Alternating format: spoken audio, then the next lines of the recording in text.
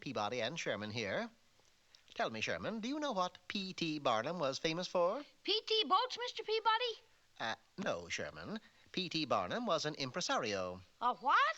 Perhaps it can best be explained with the Wayback Machine. Set it for 1871, Sherman. Good boy. And our destination will be New York City, where we'll visit the greatest show on earth, P.T. Barnum's Circus. In its own inimitable fashion, the Wayback escorted Sherman and me into the main tent, and there, supervising the rehearsal for opening night, was P.T. Barnum himself. You understand, Freddy? When you dive off that platform, make it look like you're scared. I am scared, P.T. Well, don't be. Just aim for the tank and don't worry. All right, let her go. Wow, what a dive! Flawless execution, Mr. Barnum. Flawless. Yes, but it would have been better if there'd been water in the tank. Sure enough, a gaping hole in the tank's floor proved that Freddy, the high diver, had gone on to bigger things. No, at this rate, the show will never open tonight. And if it doesn't? Then I'm out as half owner. My partners get full control. That's them up there, Hide and Sick, world's greatest flying trapeze artists. Nice work you did draining that tank, Sick. Nothing to it, Hyde. I think Barnum's ready to quit. He will be after the lion act. Yeah. Will he remember the Maine? Get it, Hyde? Maine? Lion's mane? Oh, but you're sick. While the rehearsal continued, Sherman and I went about an investigation. It was inside Hide and Sick's tent that we came across some rather interesting evidence. Look, Mr. Peabody, they've been using a picture of Mr. Barnum for a dartboard. 45 points. Poor shots. And look at this funny-looking doll. That, Sherman, is a voodoo doll. It's just like Mr.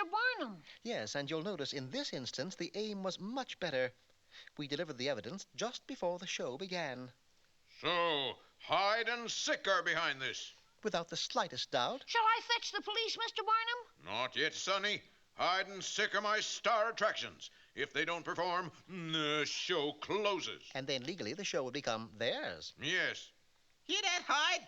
All we gotta do is not perform, and Barnum is out on his ear. Then leave us not move one muscle, Sick. Not one teensy-weensy muscle. Ladies and gentlemen, presenting those fantastic flying artists of the high trapeze, two of the most talented crooks in show business, Hide and Sick. They're not moving, Mr. Peabody. They won't go into their act. Really? We'll see about that. We got it made, Sick. Them dopes can applaud all they want, but there ain't nothing that'll make us move. How do you do, gentlemen?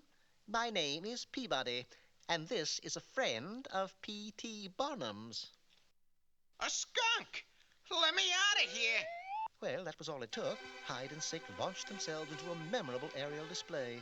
Of course, they had high hopes of escaping, but I had instructed Sherman to block any attempts with a blowtorch. And so, back and forth they swung between Scylla and Charybdis, as it were, and by morning they were still at it, albeit a trifle weary. I know I should turn them over to the police, but I just can't do it. That was the greatest flying trapeze act I ever saw. But you can't let them go without punishment. Sherman is right, you know.